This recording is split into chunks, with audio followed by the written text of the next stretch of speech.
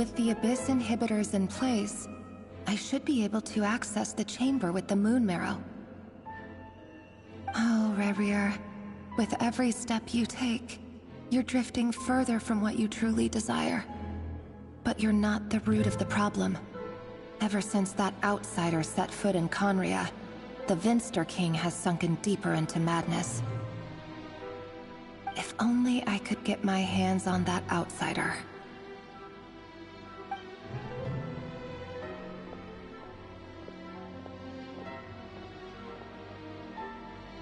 Hey look! The moon's reflection is back to normal! Alindis' voice mentioned a chamber with the moon marrow. Do you think maybe it's hidden in the moon's reflection? It must be. For within it, I sense the fragile aura of a dying soul. Then there's no time to lose! Let's go!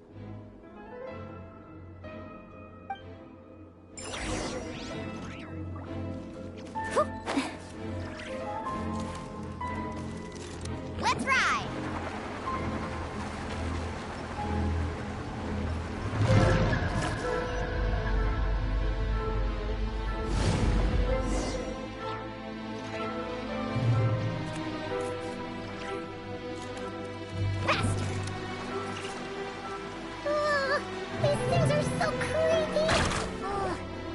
Looks like we'll have to destroy them if we want to get to the iridescent moon's marrow.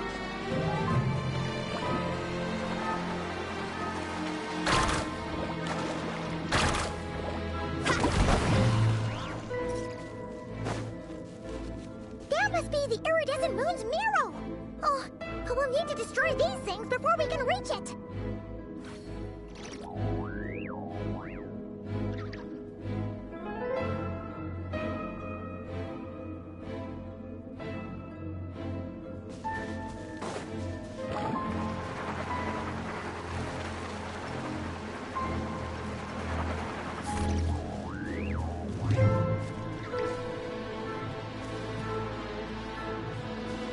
Let's ride!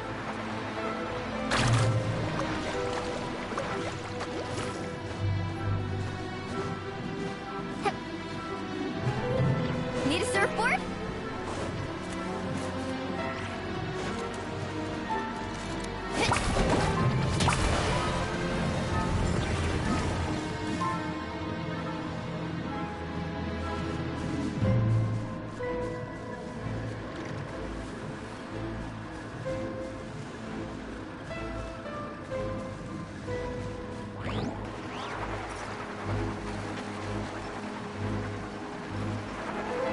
Come on, we can do it!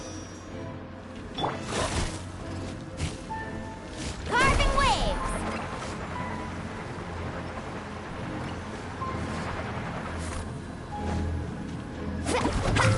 Hang in there! We're so close!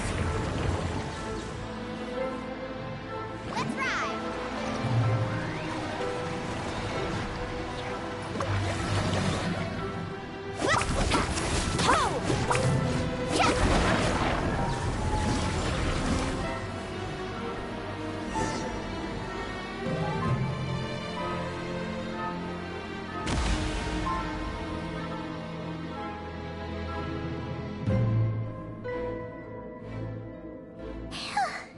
We finally did it! The iridescent moon's marrow, still burning away like an undying flame, yet now contaminated by the abyss. It has taken on a new form entirely. If we can purify the abyssal power within, we should be able to obtain its untainted essence.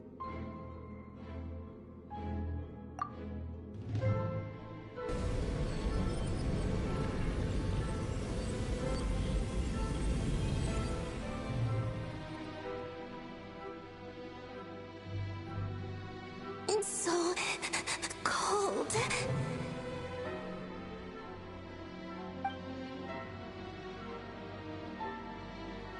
Is it you? Are you here? Huh? Are you talking to us? At long last, I can see you once more. Our fates have crossed. and I am finally free. I'm sorry. I lied to you. Even knowing what was to come, I still couldn't let go of the fear in my heart as death drew near. The moment the moon shattered, my body began to split apart piece by piece. Like I was being cut into pieces by 1,000 blunt blades. My thoughts scattered as the cold crept in, but I could not bear to fade away like that. Tell me, what was it that brought you to us all that time ago? If only I had possessed your courage, then I might have been spared this torment more painful than death. You look so puzzled. That's how I felt too when I first saw you. But trust me when I say that everything happens for a reason. Farewell, Hypo.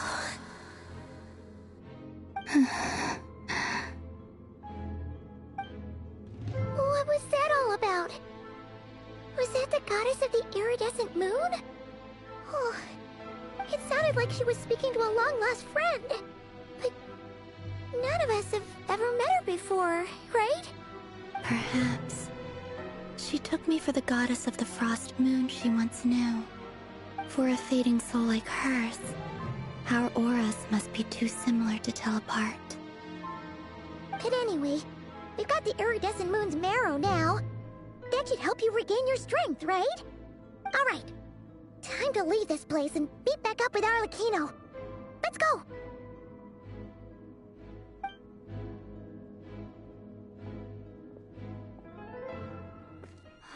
That's odd. This place looks different than when we came in. Waning moon, Huh? oh lifeless damsel. Oh.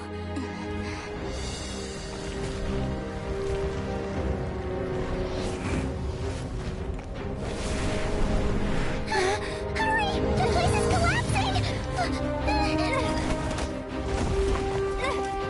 It wants to trap us here. Who's it? The Abyss? Now we've taken the moon marrow. All that's left here is a dark will. It will show us no mercy.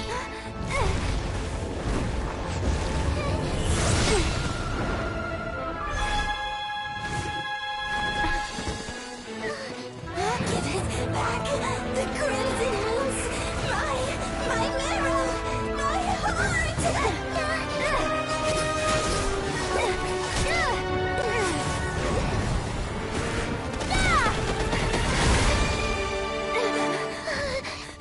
Finally! Huh? Oh no! The exit's blocked! They're back! Now what do we do? This is where you fall. Witness my rise. Hey, it's... What are you waiting for?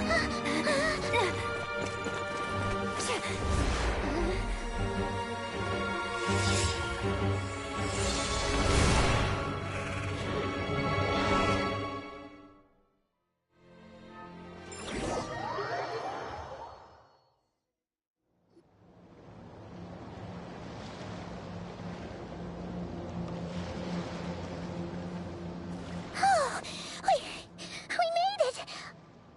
Was that you, Arlecchino? Did you save us? Wait, your hands! They're... Oh, this? Don't worry. It's a small price to pay. The Abyss wanted to trap you inside, and I defied its will by bringing you out. No wonder it's a little angry. No. I have paid the price, albeit a small one, and it cannot be undone. My hands have already fused with the Abyss. Purification would simply destroy whatever's left of them. But surely...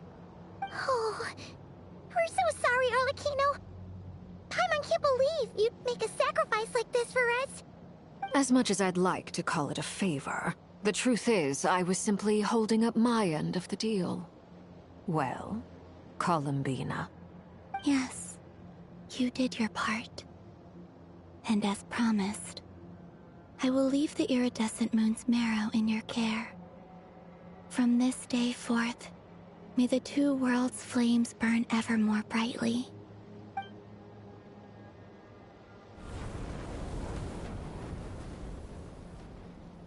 I'll take that as a blessing. Now, Columbina, give me your hand. Accept this moonlight I offer in return.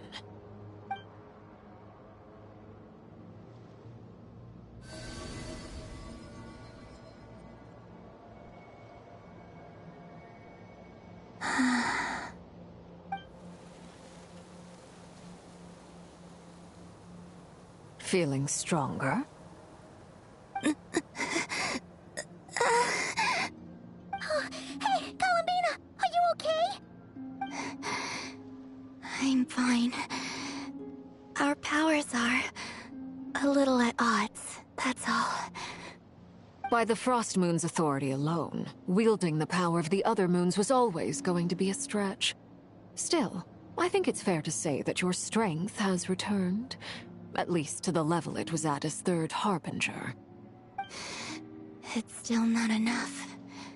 There's no way I can hope to challenge Rayrier like this. Just one more ray of moonlight, if you would. It's okay. I can take it.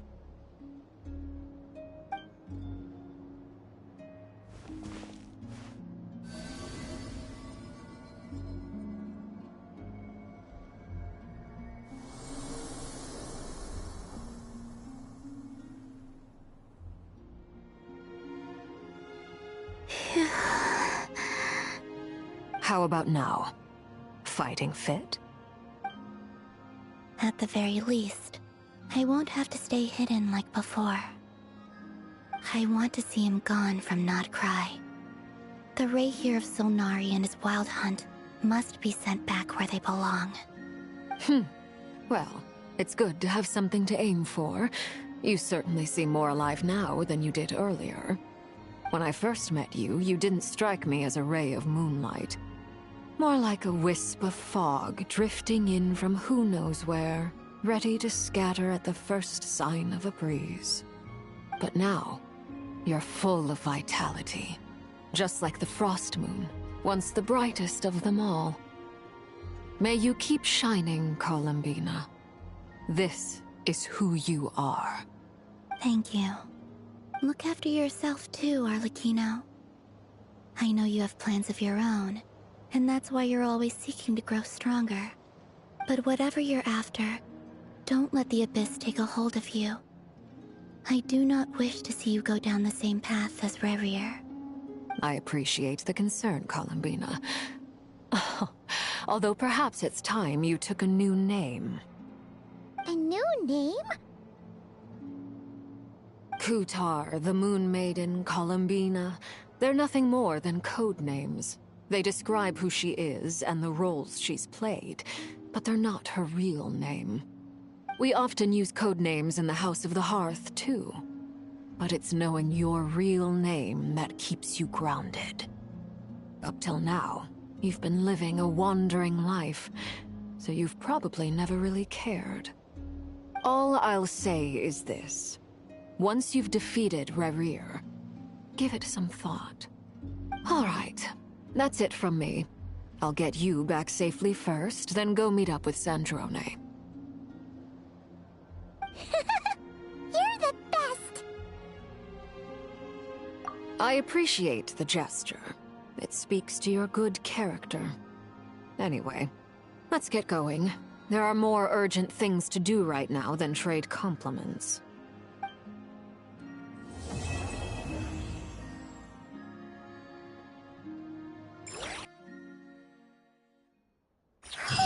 It was a close call, but we got the iridescent moon's marrow and restored Columbina's strength.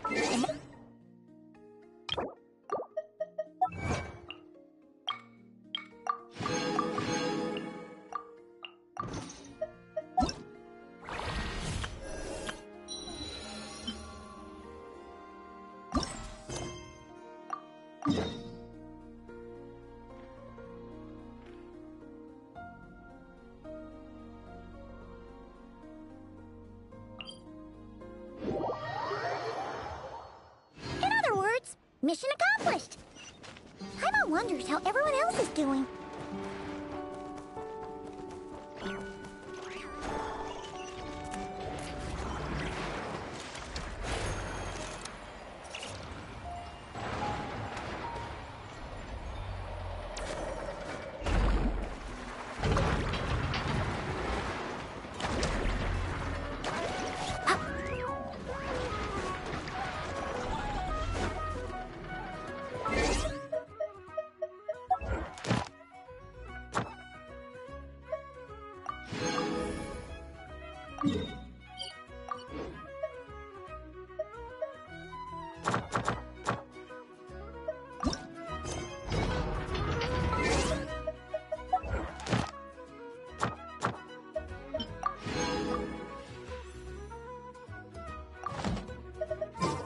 Carving waves!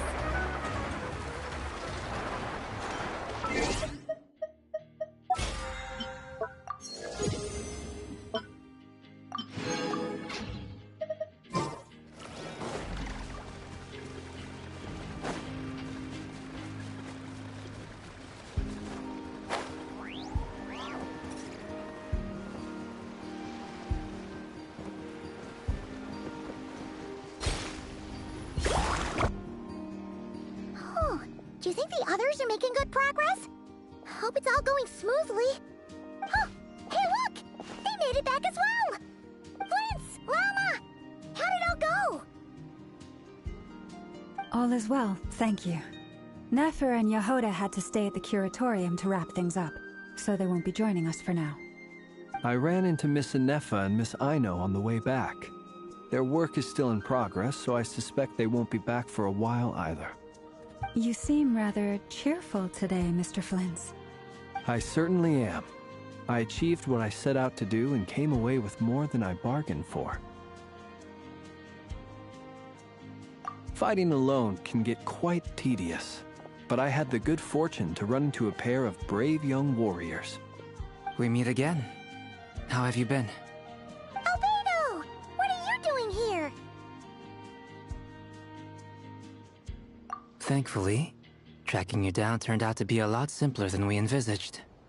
These two courageously lent me a hand while I was fighting the Wild Hunt. When they told me they were Servarka's colleagues, it all made sense. And given how people of outstanding talent tend to cross paths, it's no wonder you're already acquainted. So, who's your travel buddy, Albedo? Why don't you come and introduce yourself?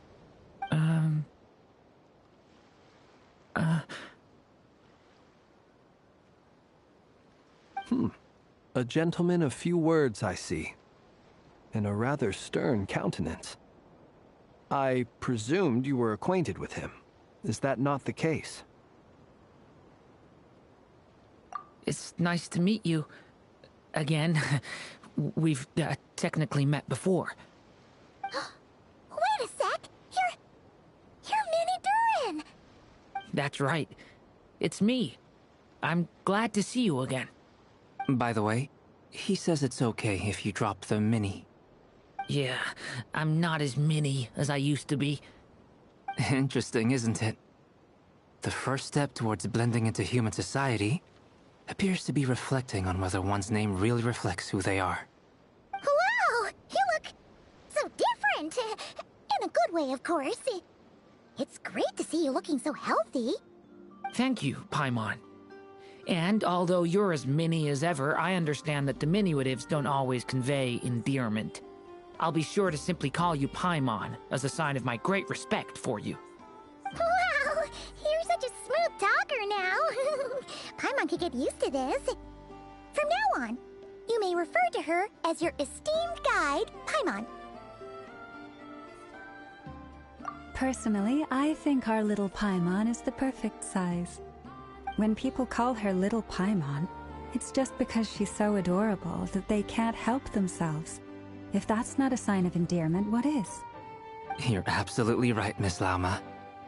My brother still has a long road ahead of him when it comes to understanding human relationships.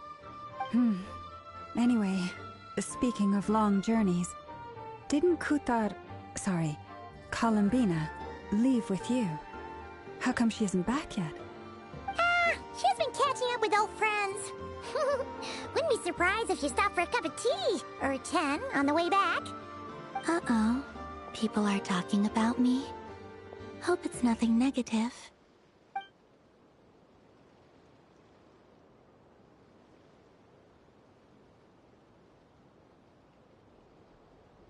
Judging from your expressions, I'm guessing it all went well? It's getting crowded here. I'll go grab some chairs. No need. This is a job for an alchemist. I'll whip some up momentarily. Thank you for your hospitality, ladies and gentlemen, but I was merely escorting my friends back. I'll be meeting Zandrone shortly, as we still have some things to discuss. It's been a pleasure, everyone. But this is where I'll say goodbye. We really appreciate your help.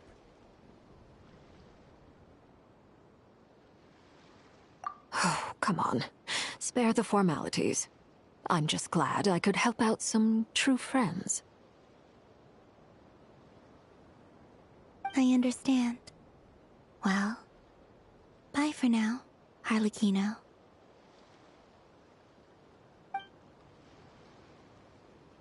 Oh, this place is hopping. It's probably a good thing one of us left. Otherwise, we might not fit all these people in. Are you saying we're about to run out of chairs? As a matter of fact, I am. Come on in and see for yourself.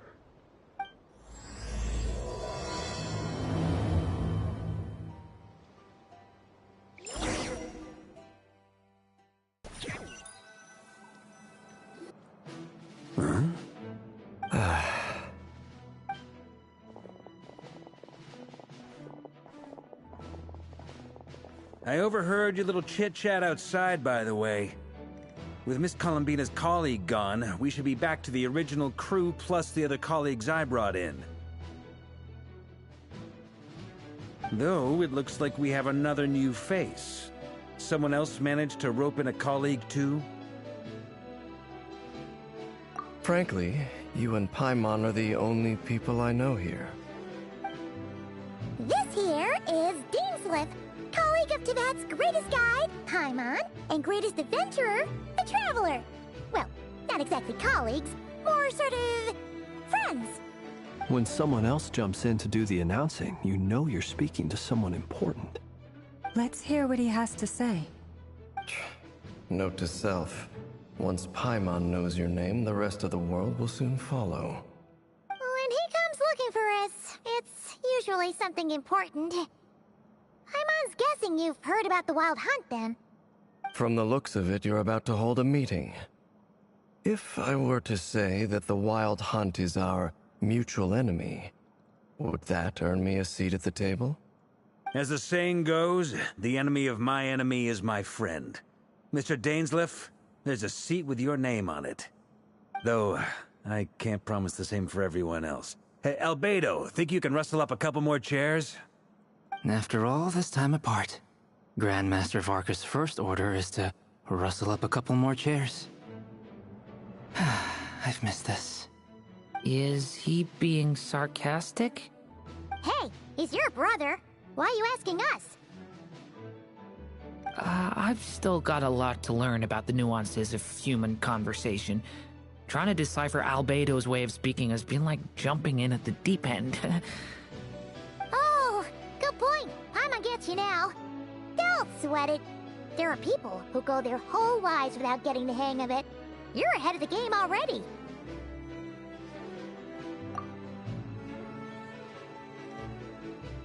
I wonder what's taking Nefer so long. Perhaps you should go and check in with her. If anyone can hurry her along, it's you. I just got back from the curatorium. Besides, aren't you curious to see what's taking her so long? Miss Nefer doesn't strike me as the type to share secrets. And since gathering intel is her specialty, I'm guessing she'd prefer to keep her methods confidential. Under such circumstances, would it not be tactless for me to impose? Oh, but it's fine for me to impose. What can I say? You have an unrivaled ability to garner people's affection, Miss Moonchanter. Besides, you have far more in common with her than I do. All right, then. Impressive. She barely fought back at all. I admire your powers of persuasion, my friend. As I'm sure Miss Lauma will realize soon enough, the trick in life is to always pitch in with other people's responsibilities so that you can be selective with your own. Another trick is to simply hide in the background. Spoken like a true sage. Anyway, looks like we've got some time to kill before the meeting. Let's take a little breather, folks. And feel free to chat amongst yourselves. We'll get down to business once the other two arrive.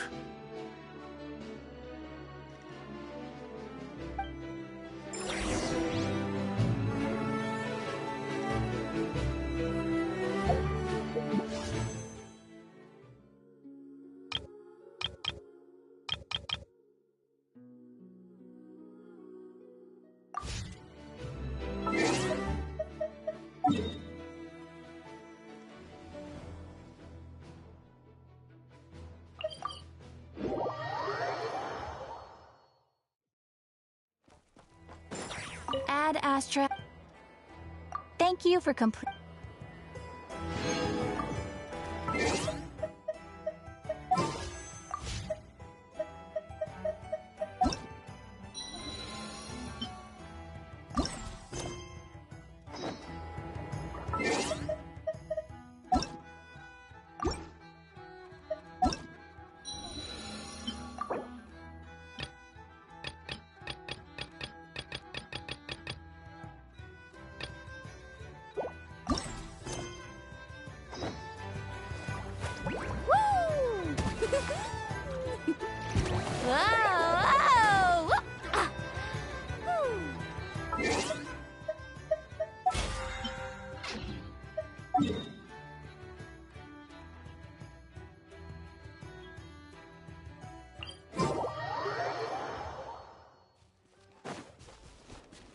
Let's ride!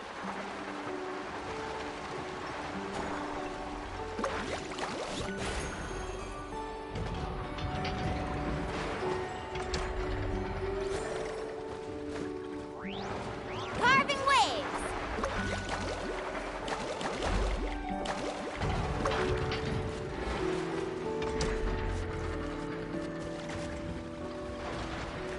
Let's ride!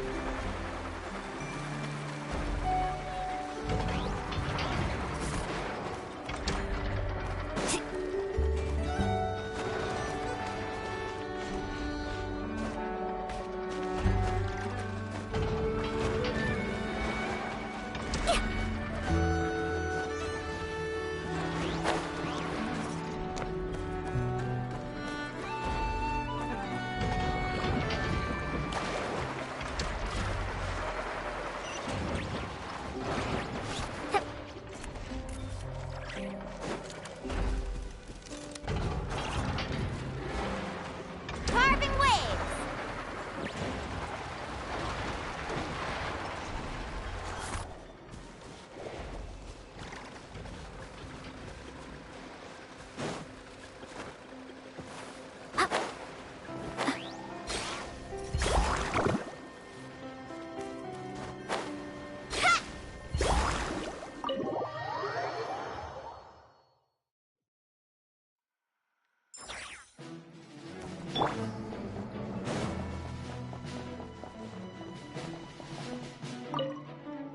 You're both awfully quiet. Why don't I start us off with an icebreaker? Much obliged. Have either of you ever had your portrait painted? If not, I'd be glad to help. That sounds like a lovely idea. You know how to paint, then? I dabble occasionally. He's an excellent painter. Tables, chairs, people, dragons, you name it. He'll paint it for you. I'm flattered. If I ever get the chance, I'd like to give it a try myself. I'll bear that in mind. Anyway, how about you, Durin? What sort of portrait would you prefer? Oh, I'd be fine with anything. Whatever style feels best to you. Very well. Then I'll play it by ear. You can replicate any style I want? I can try. If you show me a sample, I'll do my best to match it. Thank you. In that case, I'll dig up some reference material for you.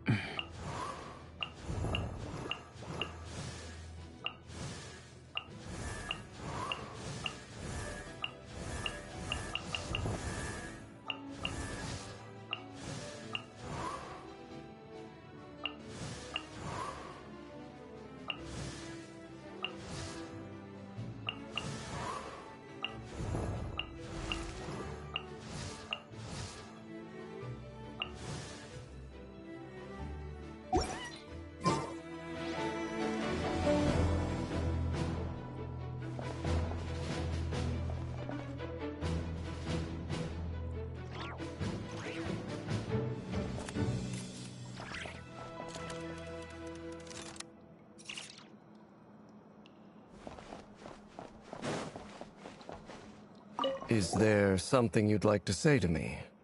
Yeah! For starters, why'd you just show up here without even giving us a heads up? If you think back to our previous interactions, you may recall that that's hardly out of character for me. You do have a point there.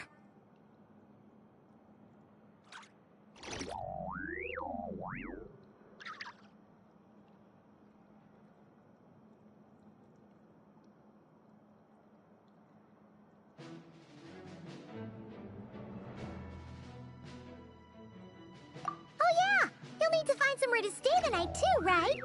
Want to tag along with us? You never know. We might get a group discount. Sure. Let's do that. Great! Paimon will handle it. And in return, we can get Dainslift to be our very own personal bodyguard. If that's what you had in mind, you should have said so sooner. I'd be happy to help. Oh, okay then. Paimon was only kidding, but good to know. Anyway, since we're all here together, we might as well watch each other's backs. That's just what friends do, right? Indeed. Thank you.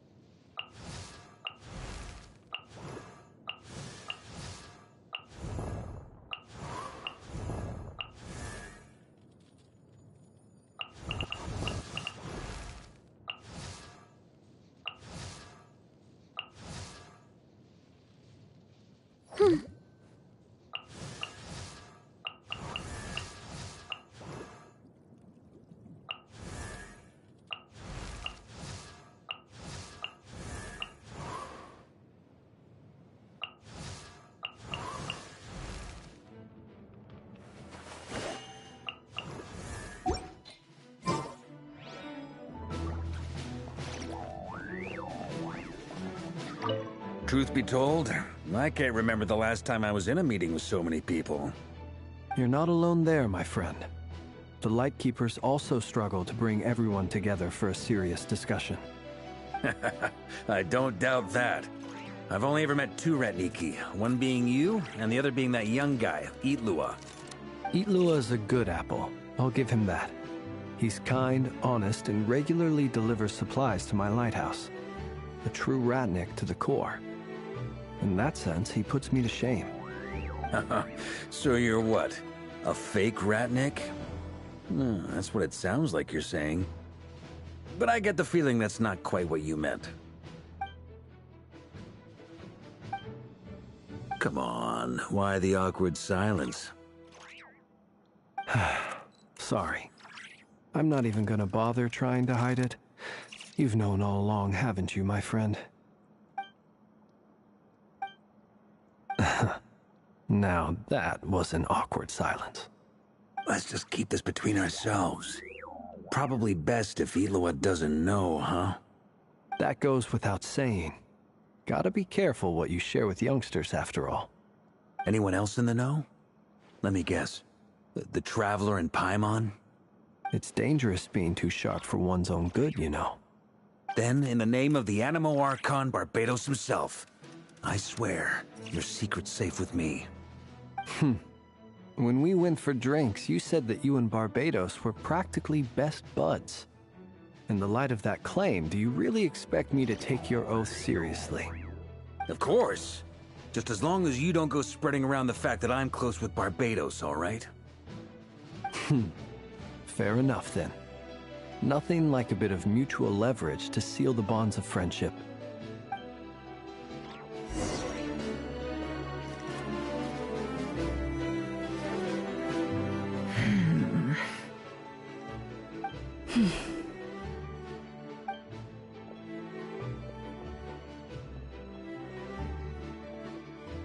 Ah, Miss Nefer.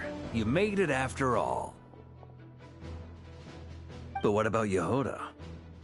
I'm here to give you an update on how things are going on our end. Once this is over, I'll be heading straight back to continue my work.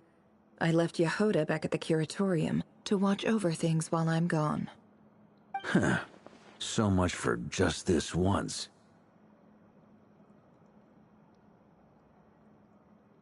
Shh! Not so loud! We're on a roll here. What if she remembers and suddenly decides to back out? Did you say something, Mr. Varka?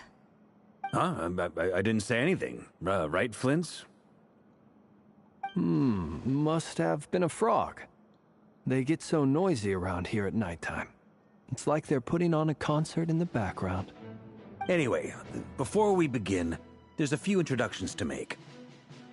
Let me start by saying that it's an honor to be speaking before so many distinguished colleagues and collaborators. First up, we have Miss Lauma. As Moon Chanter, she's the leader of the Frost Moon Scions, a local religious community in Nodcry.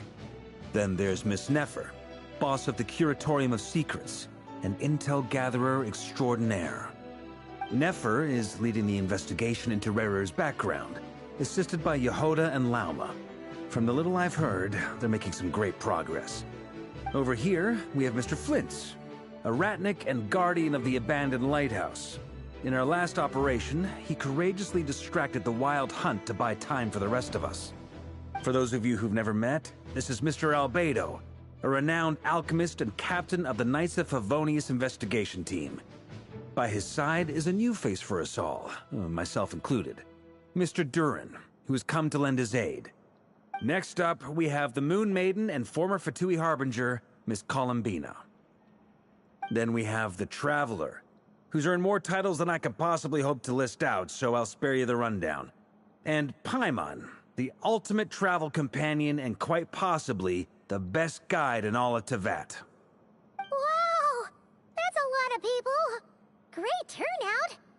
Miss Nefer, it looks like you might have another job coming your way, so, congratulations on the booming business, I guess. You think I haven't got enough on my hands as it is? Who's looking for me now? That would be me, Miss Nefer. I have a commission for you. And you are?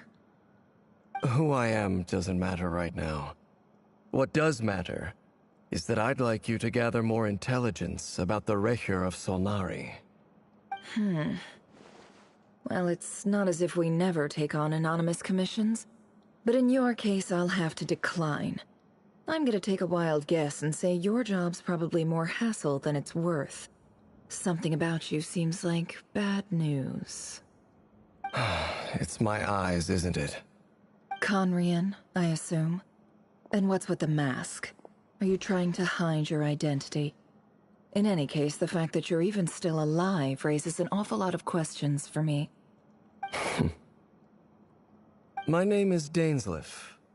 And yes, I am from Conria. As I'm sure you're aware, the Raker of Solnari's real name is Rerir. He was once an acquaintance of mine. Really? Then you must have been quite an influential figure yourself. You flatter me, but none of that matters anymore.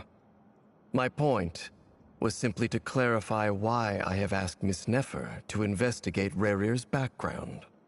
So you're both from Conria, and it sounds like you used to be friends?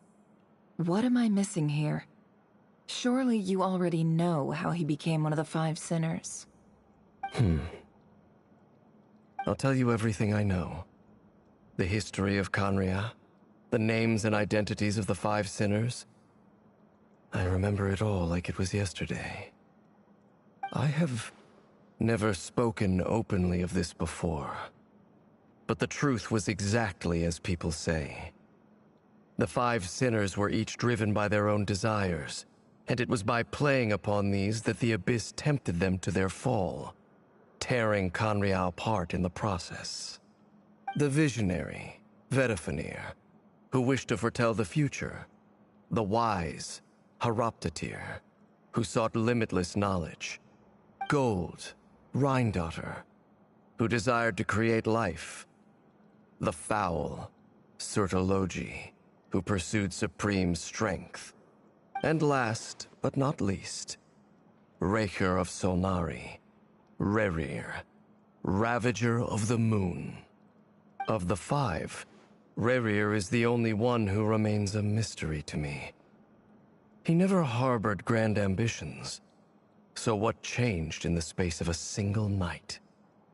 How did he come to fall like the others? In other words, you're saying that his change came as a shock to you, and you have no idea what actually happened? That's right. You mentioned how the Abyss tempted them, which led to their fall. But what did that look like in practice? And what other context can you give me about the events of that time? The more detail you can give me, the better. Strangely, now that it comes to it, I hardly know where to begin. The fateful night took place during the era of the Eclipse Dynasty. One day, my elder brother, the visionary, Vedifenir, was summoned to the palace by the Vinster King, only for the king to gouge out his eyes and cast him into the dungeons. When I came to hear of this, my fury knew no bounds. I gathered together every ally I thought I had, and together, we set a night to storm the palace and free Ved. Centuries on, the memories of that night still haunt me like a never-ending nightmare. We broke through the palace gates, just like we had planned, each striking towards our separate targets. But then, I was betrayed. Even Vedifenir, the very person I had come to rescue, abandoned me and partook of the Abyss's power. So, it's personal after all. Then tell me, Mr. Dainsleif, what price are you willing to pay?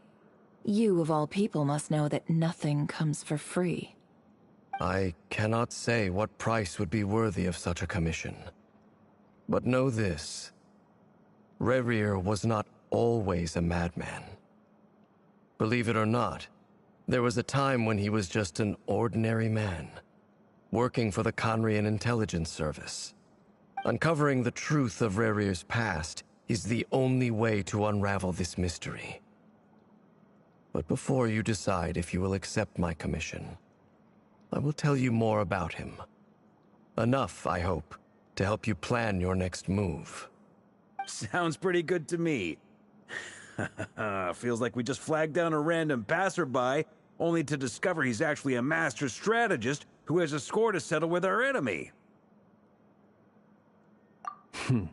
Can I borrow your halo? It could be useful in the lighthouse.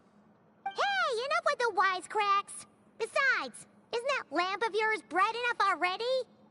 Relax. It was meant to be a compliment. If that was a little over the top for your liking, I'll make sure to tone it down next time. I'll give your proposal some serious thought, Mr. Dainsleif. Let's speak in private once the meeting is over. Before that, there's a few things I'd like to share.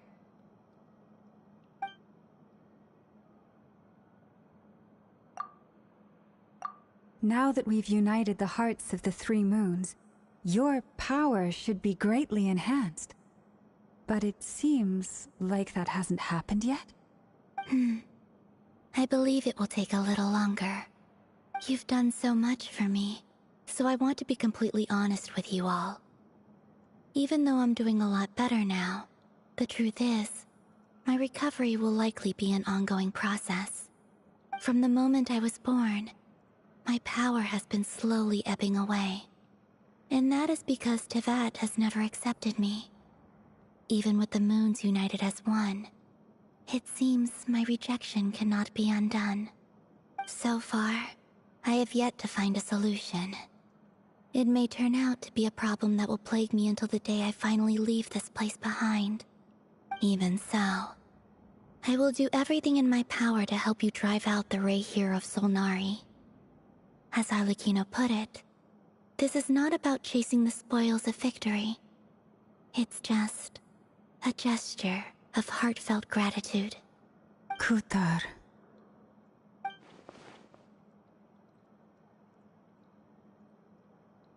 Defeating the Ray here of Solnari will be no easy task. While my strength slowly recovers, we'll also need to gather more intel. Naturally. We should take all the help we can get if we hope to defeat him. We've considered several viable plans now, but our choice hinges on the answers to a few key questions. Is it even possible to kill Rerir? What experiences shaped the person or monster he became? And what's he really after? Given Albedo's expertise in alchemy, I think we should leave him to try and answer the first of these questions. Understood. As for the other two, I'm afraid we'll have to count on you again, Miss Nefer. Believe me when I say it's not my wish to burden you. But right now, relying on your skills is our only option. So you're placing all your hopes on me, huh? We can't thank you enough for agreeing to help us. Honestly, I can hardly believe how lucky we are. You sure have a talent for changing your tune, Miss Moonjanter. Timid like Yehoda one moment, then flinches insincere flattery the next. Ladies, please. I must object to your portrayal of me. That's all. Feel free to keep bickering. Just pretend I'm not here. I almost don't want to leave this room. I'm curious to see how this plays out. I have faith in you, Miss Nefer. Something tells me you'll stand by us until the very end. Oh? And what makes you so sure of that? What if I suddenly decide that my compensation is insufficient? This isn't about the money. I can sense that you've got a deep-seated distaste for Rerir. And knowing you, that alone is motive enough. Look at them getting along so well. Like two peas in a pod.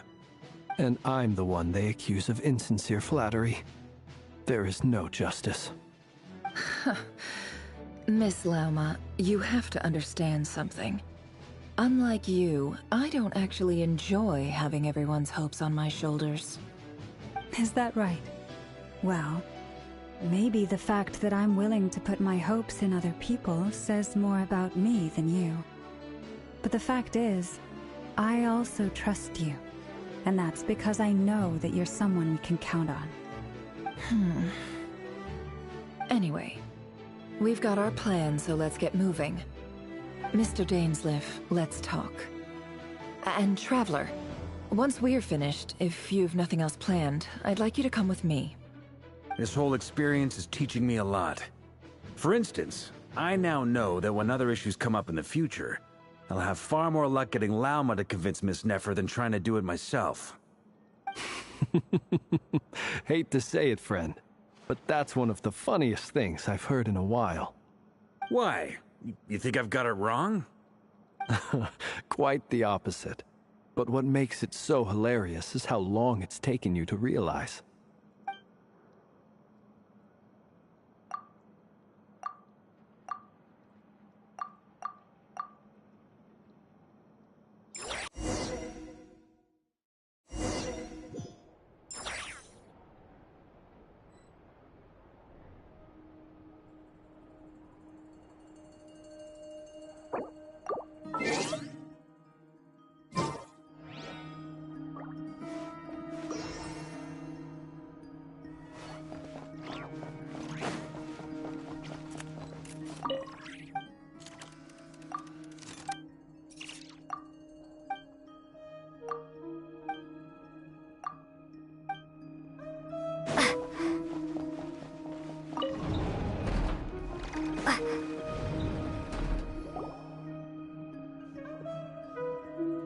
you for waiting.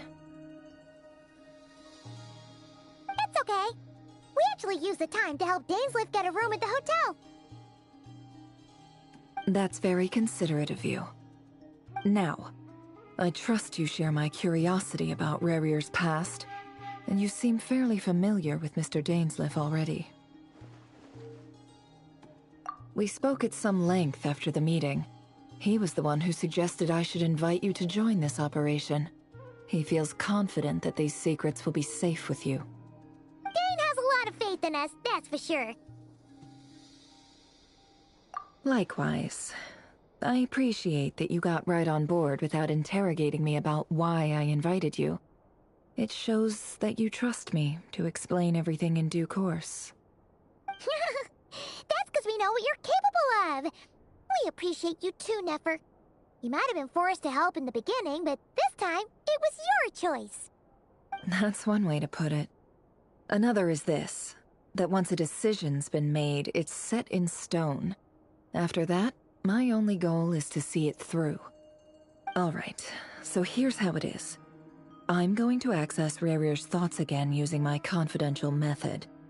Now, I'm sure you've seen things like this before on your travels, so you're surely well aware of how dangerous it can be.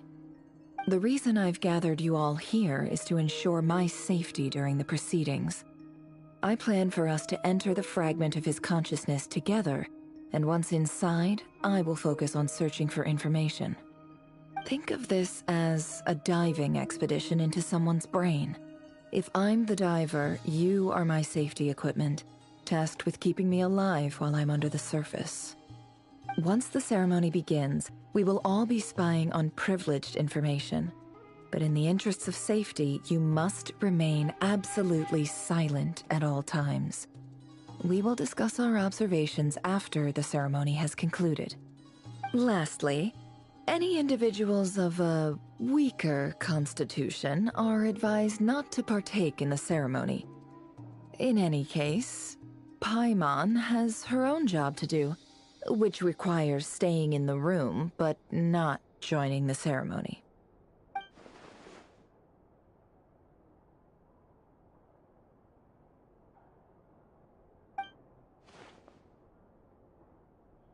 Well, good luck, everyone!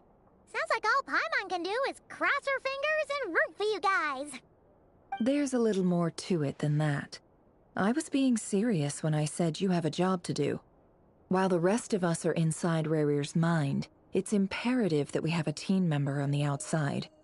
In the event that something goes wrong, you will be our first responder. I don't anticipate any issues, but the extra level of safety will be greatly appreciated.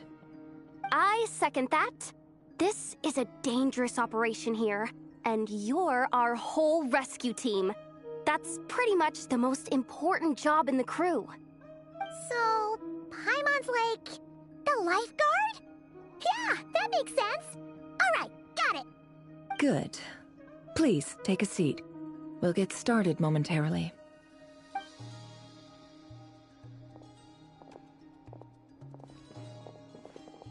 So, did Mr. Dainsleif tell you anything else?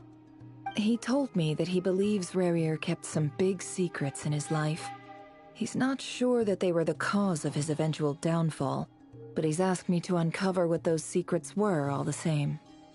But surely you're not planning to go through with this, no matter the cost. If you think that, you'd be overestimating me. I'm a businesswoman, not a mercenary. But I do have my own professional reasons for taking this job. You think I'd turn down the opportunity to get a first-hand glimpse into Conrian history? No chance. Well, as long as you don't let morbid curiosity get in the way of safety concerns, we're good. We'll do whatever we can to help you. You're such a killjoy.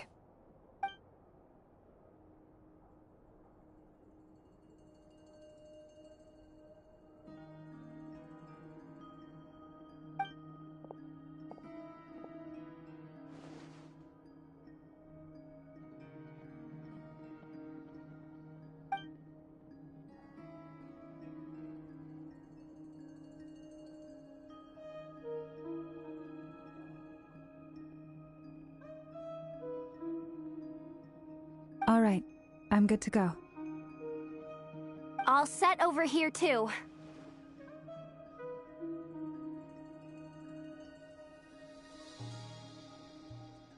Promise, Paimon, you'll be extra careful.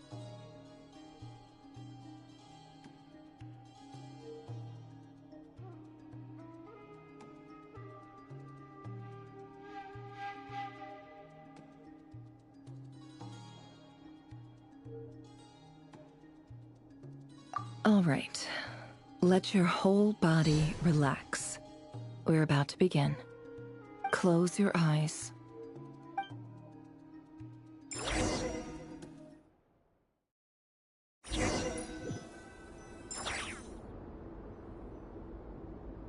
Phew. Could this be his office?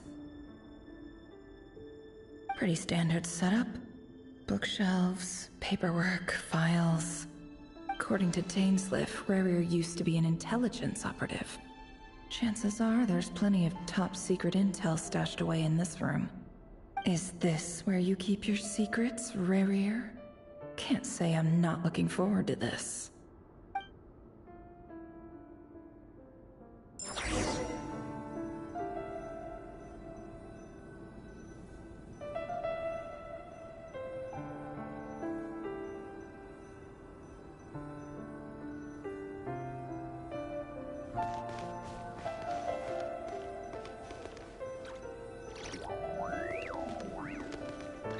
He looks even gloomier than last time. I wonder what's changed.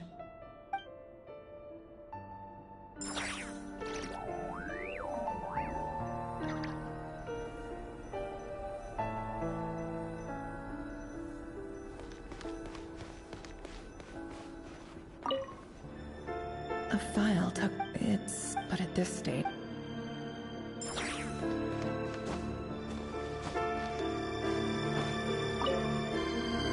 Wonder what kind... Aha! Please, hear me. I saw someone. There's a note in... Could the voice in the record...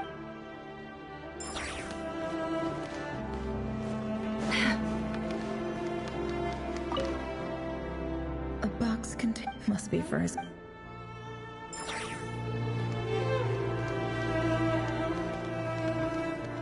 He looks even gloomier.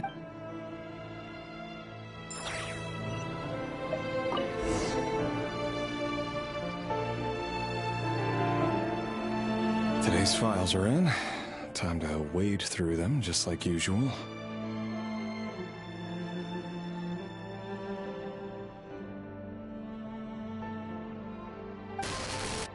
Male, 51.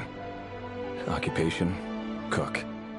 Confirmed Crimson Moon descendant. Has maintained neutralized.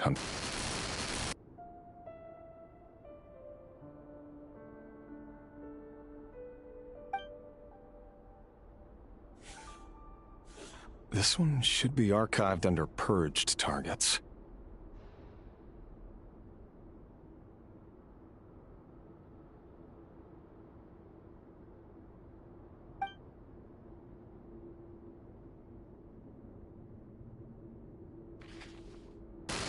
Female, 23. Occupation, office clerk. Confirmed Crimson Moon descendant. Has maintained frequent contact with other descendants over the past year. Poses a threat to the dynasty.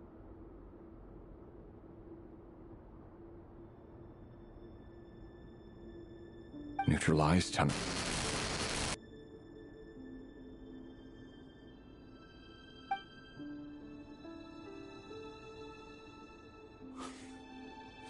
Another one for purged targets.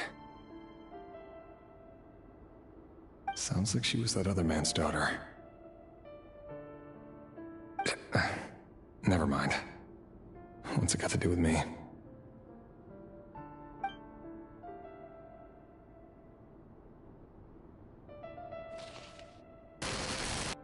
Male, 40. Occupation, teacher. Confirmed Crimson Moon descendant. Has been observed making contact with other descendants during the past year. Poses a threat to the dynasty. Neutralized on...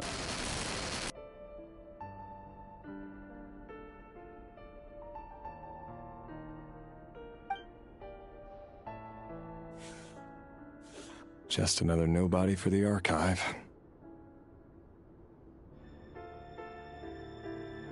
Come to think of it, I remember surveilling this man. A case like his never would have been considered a priority in the past. Huh. He barely even interacted with other Crimson Moon descendants.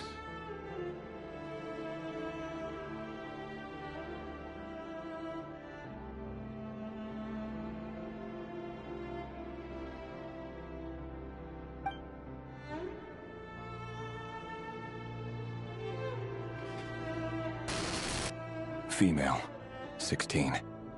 Occupation, none. Orphan and confirmed Crimson Moon descendant. Has been observed making contact with other descendants during the past year. Poses a threat to the dynasty.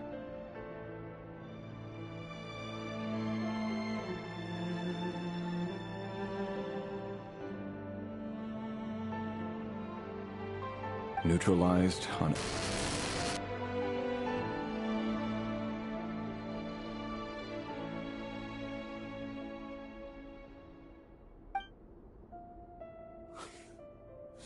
Filed.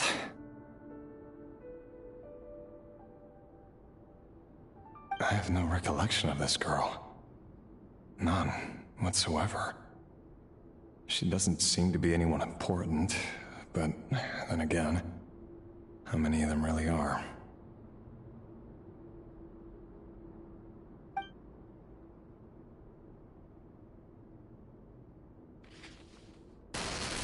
Female, 13. Occupation, none. Orphan and confirmed Crimson Moon descendant.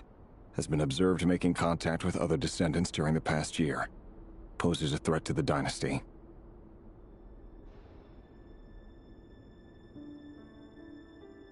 Neutralized on...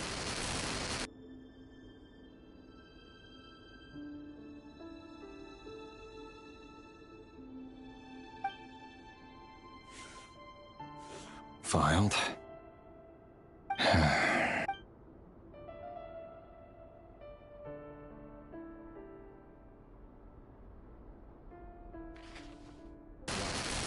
Male, 11. Occupation, none.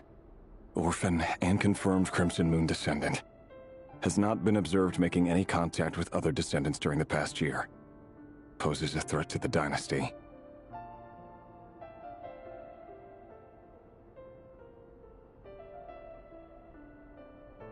Neutralized and...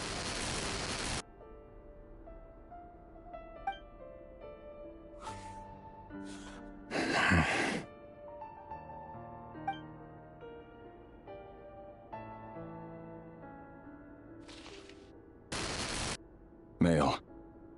6. Occupation, none. Orphan and confirmed Crimson Moon descendant. Poses a threat to the dynasty.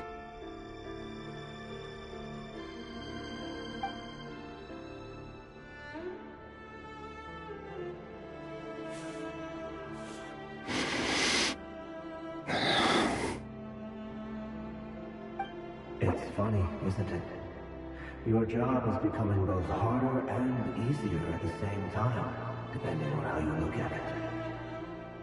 Sooner or later, the Crimson Moon descendants will be completely wiped out.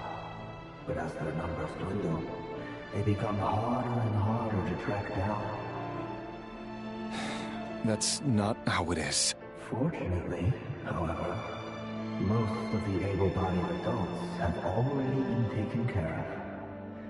The remaining weaklings will be increasingly easy to deal with. No! No. My job is to ensure the survival of the Eclipse Dynasty. And the only way to do that is by eliminating any and all potential threats. It's a perfectly legitimate line of work. Every single one of my colleagues can attest to my fairness. And if my friends were aware of the facts, I know they'd back me up too. Assuming, of course, that they were aware of all the facts.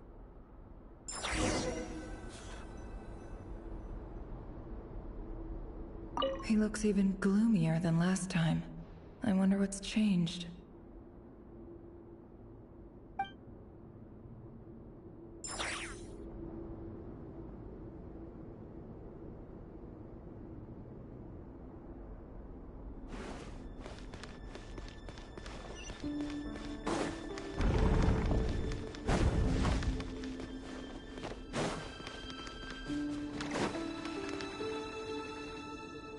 Mr. Vedifalnir? It's been quite some time since we last met.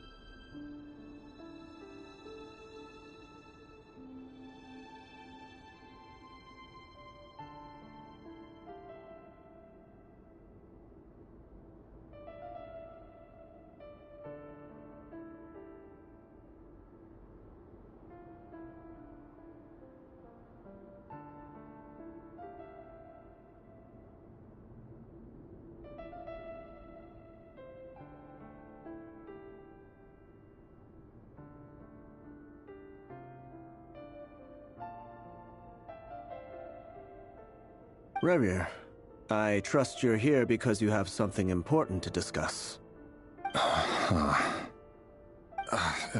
Forgive me. I wasn't tuning out, it's just, I noticed you didn't even phrase that as a question. As if you knew I was coming. Tell me, does someone in your position ever feel the need to ask questions at all? It is indeed within my power to foresee certain things. Things like your arrival. I was just thinking. It won't be long before I'll be inviting both you and Dane to my wedding. That isn't a lie, but nor is it a fact as such. It's a wish, isn't it? No fooling a prophet, is there? Ever since that day we met for drinks, I knew it was only a matter of time before you came looking for me. Does it feel good? Knowing how the future will unfold.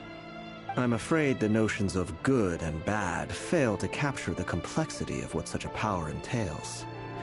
Once you've seen what will come to pass, it can be all too easy to succumb to fear and melancholy. Unless, of course, you learn to abandon these feelings.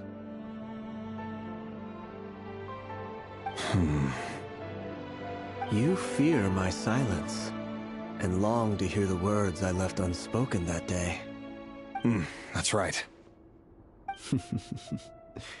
You must have noticed my reluctance to broach the subject.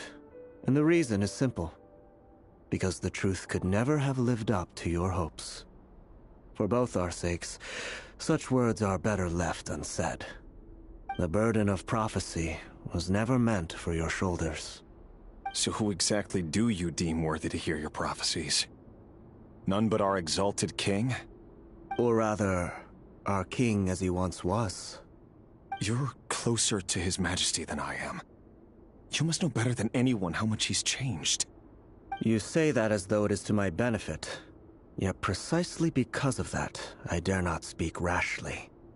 A king can turn out to be the most virtuous of rulers, or a tyrant more terrible than the most vicious of dragons. You are so wise and far-sighted, yet still you would have me live in fear of the unknown? You make a fair point. Especially given my silence alone was all it took to send you spiraling downwards. Very well then. Let me offer you some advice. And I say this not as a prophet or a visionary, but simply as the brother of your friend. For many reasons, there is very little chance of your marriage ending in happiness. If happiness is what you seek, you should find another fiancé.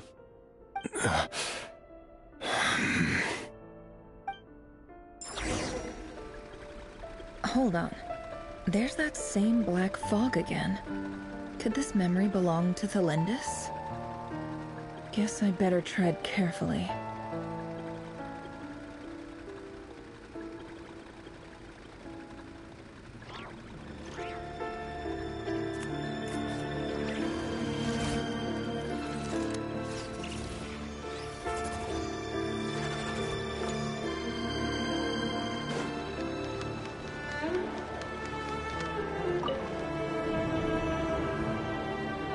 Wait.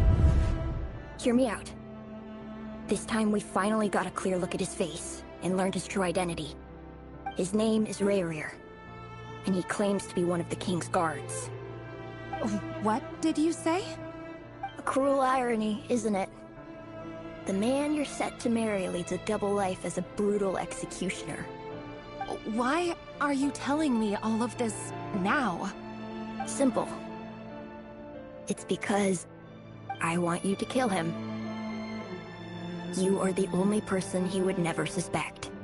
No, absolutely not. I would never dream of doing such a despicable thing. So you'll just stand by and watch him slaughter us to the last? Do not forget that the blood of the Crimson Moon flows in your veins too. The blood of the Crimson Moon? What does that matter now? The dynasty has long been dead and gone. You think that alone is reason enough for me to throw away everything I have? Why wouldn't it be? You two were once a child of the Crimson Moon, just like me. Don't tell me you've never felt so much as a flicker of fury for the way we were trampled into the dust. As long as you promise to abandon this pipe dream of restoring your dynasty, I can try to persuade him. Or have him persuade the Vinster King. Persuade the Vinster King?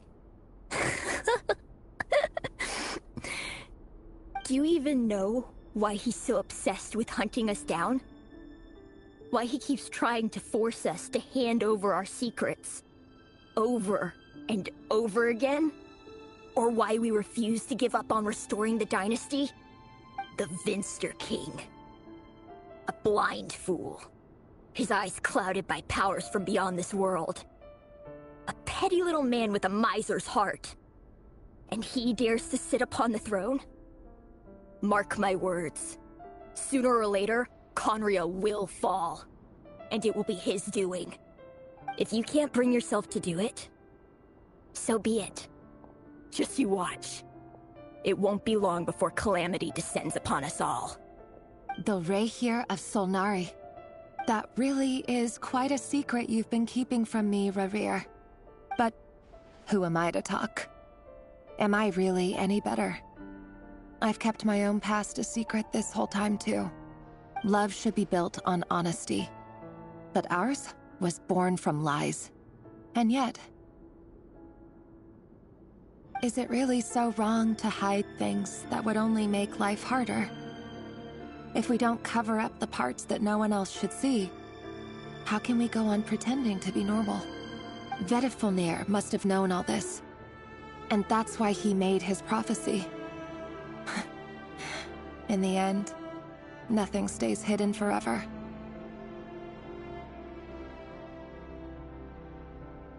But I won't just sit by and watch this disaster unfold. I'll do everything in my power to protect what I cannot afford to lose, no matter who I have to face.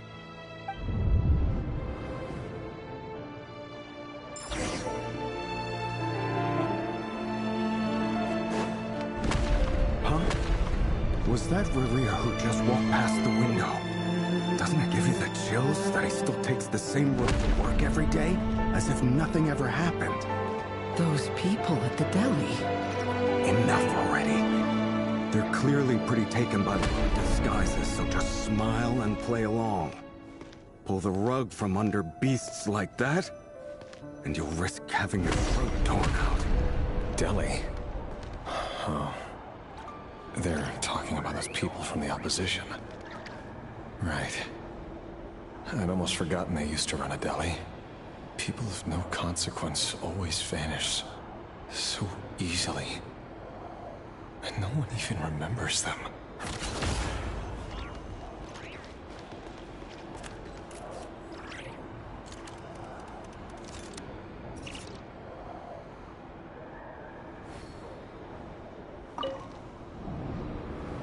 But surely you can see he's not the man he pretends to be! So many have died already, and they say that the king's madness grows with each passing day. We're not going to survive this, are we? But why does it have to be this way? Do we really deserve to die just because of the blood that runs through our veins? Felindis, are you even listening? Sorry, Freether. My mind was off wandering. I heard you, though. You're talking about what Rerir said. He's just following the king's orders. He's a secret agent, and it's his job to hunt down rebels and dissidents. By the time you first met him, he'd already taken lives. Maybe he was using you from the very beginning. No. Rerir has no idea I have anything to do with the Crimson Moon. My family are only distant relatives of the main lineage, and besides, my eyes are perfectly ordinary. Truth be told, apart from my teacher, pretty much no one knows I have any connection to any of it. It's been a long time since my family severed ties. But as Orlog said, who could possibly talk sense into that raving lunatic of a king? No one. I'll work something out. Trust me, I'm with you all. But for now, You need to keep yourselves hidden. Don't let anyone find you, anyone at all. Don't forget that Rerir is an Eclipse operative. You need to be extra careful when he's around. And when I am too. For now, don't come looking for me. And if anything happens to me, just act like we've never met. If even you can't escape this, what hope do the rest of us have? But after all this time together, surely he wouldn't lay a hand on you. I won't speak in his defense, nor can I give you a clear answer to that question.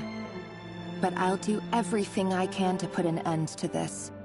Here, hold on to this. If an opportunity to escape presents itself, take it. You'll be glad you took some spare change. You call that change? But what about you? I've got a job, and there's still money coming in. But you can't go anywhere right now. Please think about yourself for once.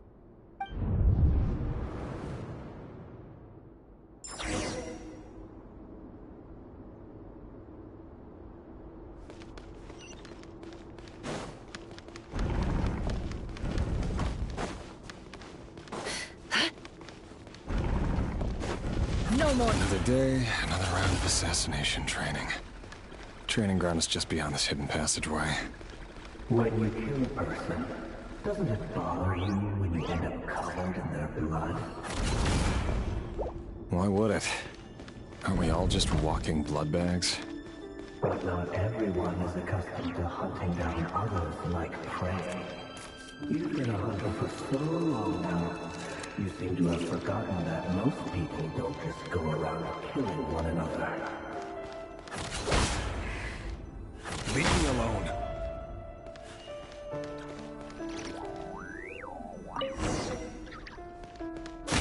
Make sure you have a firm grip on the handle, and choose your angle well. Keep your movements light and brisk, and the prey won't sense a thing. I doubt that. I'll bet no one ever died a quiet death at your hands. I work clean. Traces.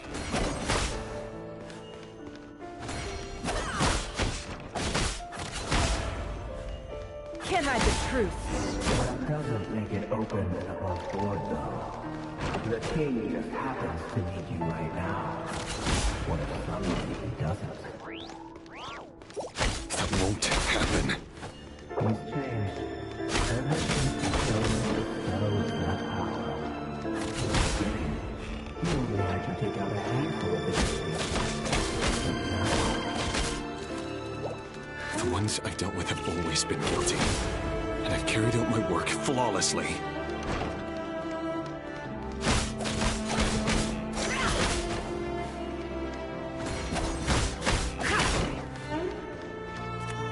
No more lies.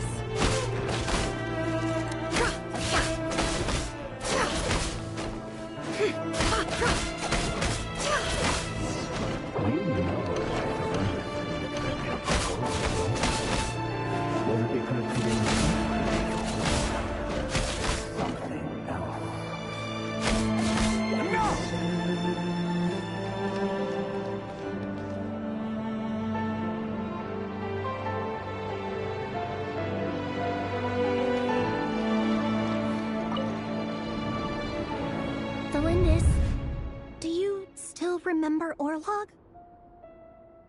Orlog? The boy who was pretending to sell flowers. You spoke for quite a while, didn't you? Yes, we did. What about him? He was arrested 2 days ago. Chances are he's already dead. He... I just don't get it! After everything he's done, why do you still stand by him? Or does it mean nothing to you that people keep dying? No, that's not... Just hear me out. I need to go now, Thelindis. They're looking for us. You take care too. If you ever need a place to hide, come find us.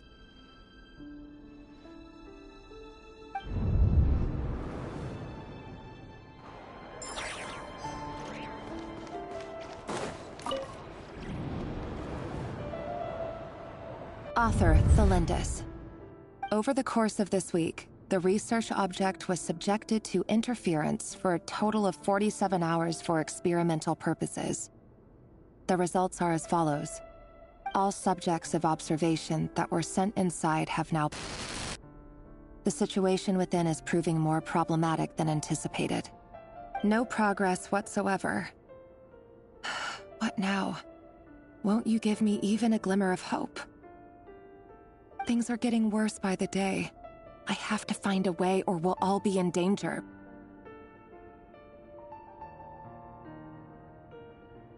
But I... If all this research comes to nothing, what then? Sooner or later, it'll be my neck on the line. But could he really bring himself to kill me? No. Surely he wouldn't have the heart.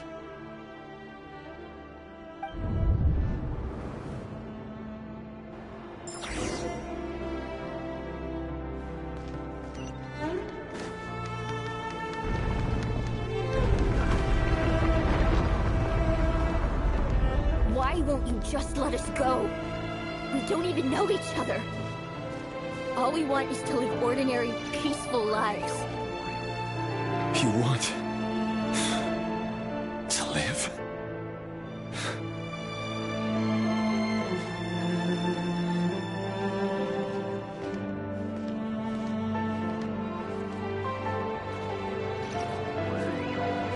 Yes. I just want to go on living. Is that really such an unforgivable crime?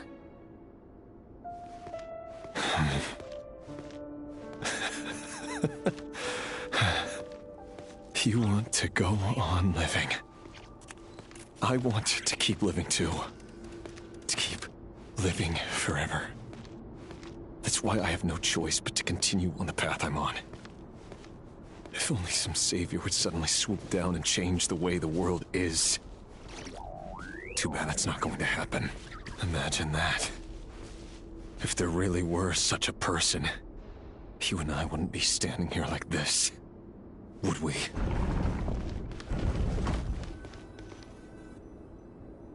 Today's files are in. Time to wade through them just like usual. No, I don't get tired of it. It's my job. And not only am I lucky to have it, I'm good at it too.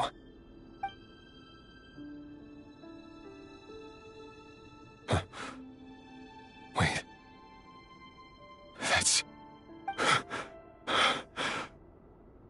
Thelindis? No. No! No! Why? But you bear no mark of the Crimson Moon. How could you possibly have anything to do with them? It cannot be! A diluted bloodline. Carefully concealed. I see it now. You've been living in the shadows just like me. What a fool I've been. Numbing myself with talk of justice. Even imagining my friends would back me up. But in the end, Irminsul. Finster King! How far are you going to take this? From the direct bloodline to secondary offshoots? And then what? Today it's the descendants of the Crimson Moon. Who will it be tomorrow? Will you not rest until everyone down here is dead? No. This cannot go on. This is where it ends.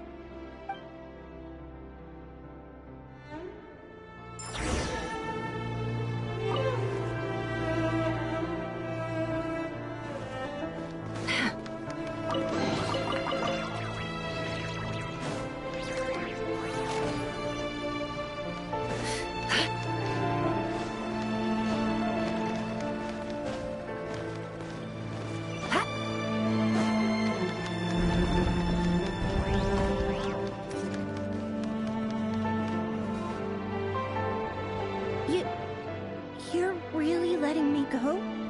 I am.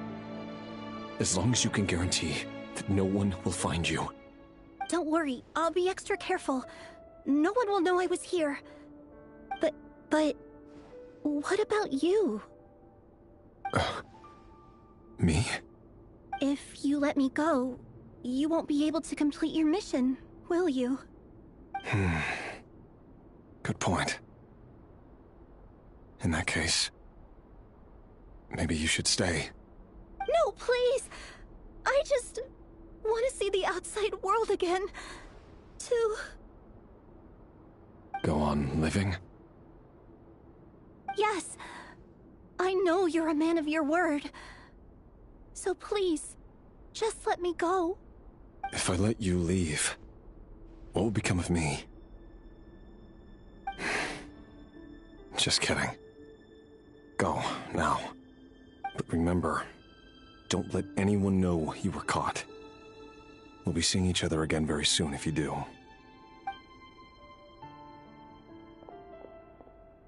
Even shadows in the dark must live by a code. But you can't save everyone. You've been whispering in my ear for days now, Vedifilnir.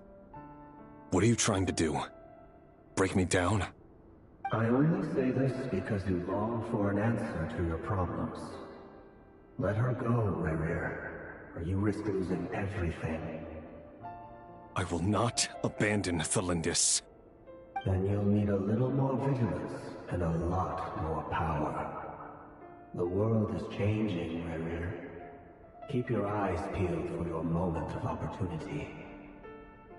That voice used to be so unclear.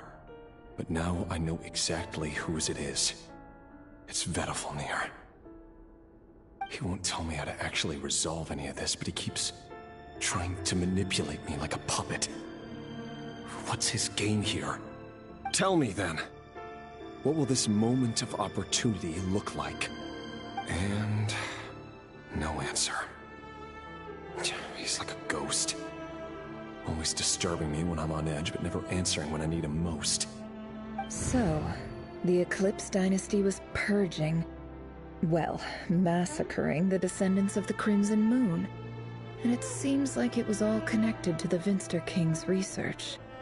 The King's obsession with abyssal power left the future of Conria hanging in the balance. No wonder every aspect of Rerir's life was so unstable. And it looks like this Thelindis, Rerir's would-be fiancée, herself belonged to a sub-branch of the Crimson Moon Dynasty's descendants. It almost defies belief that a couple like them could hide the truth from each other for so long. If the Vinster King hadn't intervened in such a drastic way, they might have gone on deceiving each other for the rest of their lives. And why does Vedifilnir, Dainslif's older brother, keep talking in Rerir's head? This guy kept more secrets than I ever imagined. The human mind is like a vast desert of shifting sands. When you follow the flow of someone's memories, you only ever see the parts they're willing to let surface. Time for something a bit more creative. We've been inside Rerir's mind this whole time, building up a picture of his psyche. There's already enough clues on the board to start reading between the lines and mapping out the rest. Now, we can finally begin to put the pieces together. Sure, it'll only be a reconstruction, part simulation, part reasoning, but it's usually pretty accurate. Once we've built up a cognitive profile, we just need to cross-check the logic behind his actions. And then we'll be able to take a sneak peek at whatever it is that Rerir has really been hiding.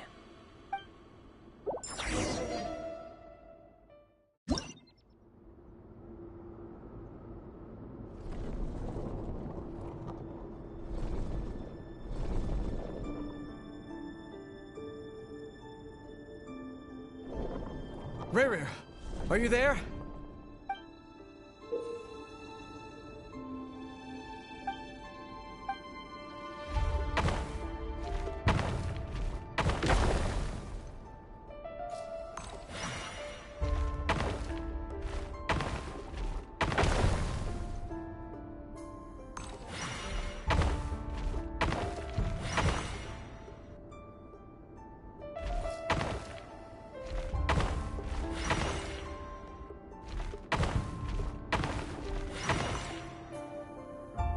Rerir!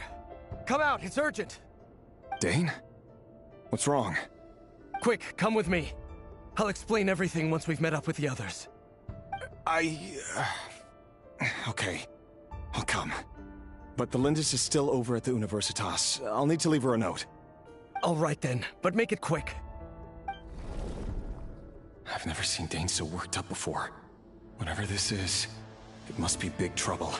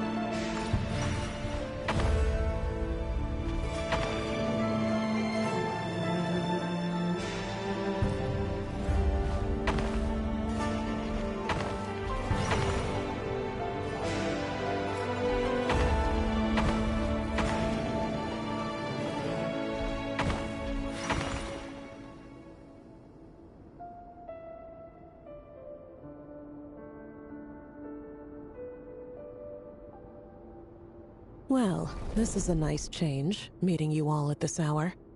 When men and women of ambition can speak face to face in broad daylight, I say that's a big step forward for our dear Conria.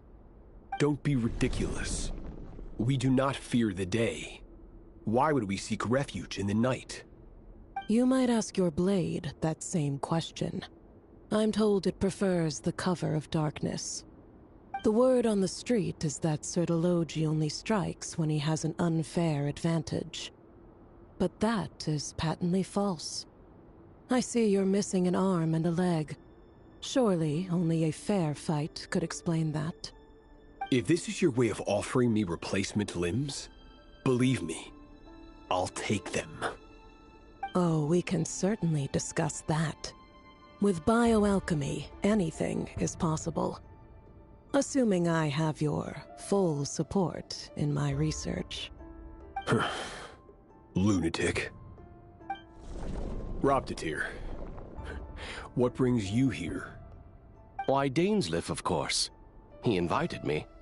Please, cast aside your apprehensions, Miss Rhindaughter. Whatever the rumors may say, I am but a humble servant of the king, and I can assure you he affords me no greater convenience than he does you. Well, the Universitas Magistrorum won't stop fawning over you, so at least some of the rumors must be true. You're clearly doing well for yourself, so drop the humble servant act. It endears you to no one. You're president of the Universitas Magistrorum, the chief royal mage known as the Wise by royal appointment, and by far the most favored among the 4 pillars of Conria. Vice President Veit doesn't even try to hide his envy when he sees you. My success is the product of hard work and good luck. It's as simple as that. Were the king not such an extremist, I hardly think I would have received a senior post at my age. Of course, no job is without its gripes.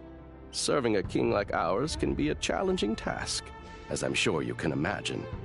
And as for Efterveit, in missing out on the presidency, he's dodged a mountain of stress. Like everything else in life, it comes with pros and cons. You're all here. I apologize for the short notice, but it was an emergency.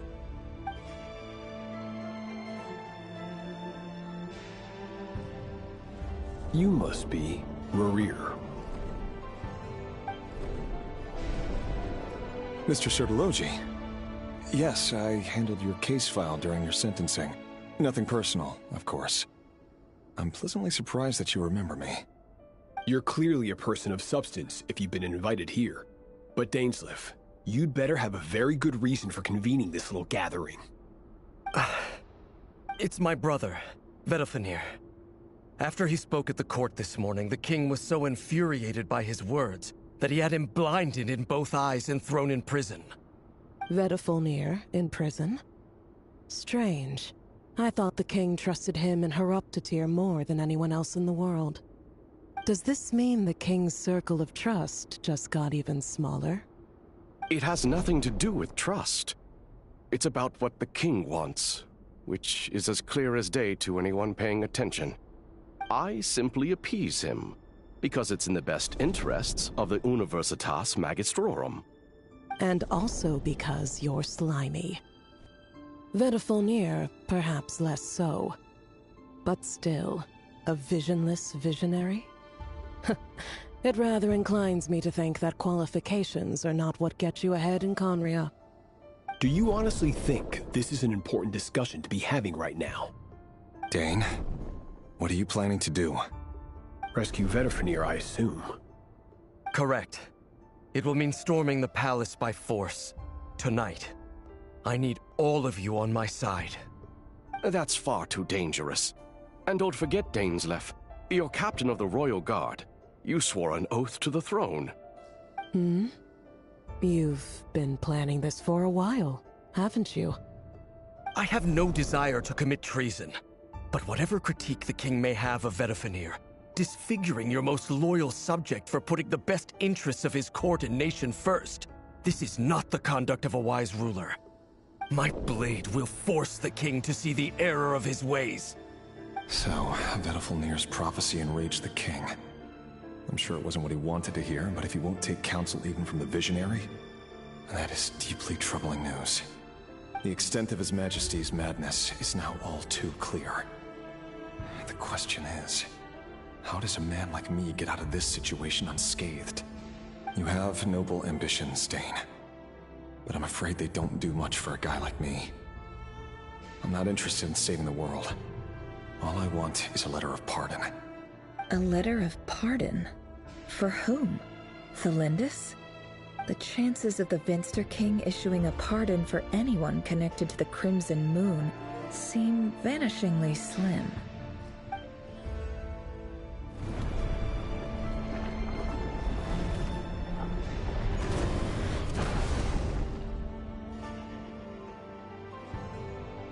This black fog over the board must have some connection to Thelindis. But why is it taking this form? Does it have something to do with Revir's past? Another mystery I'll need to unravel.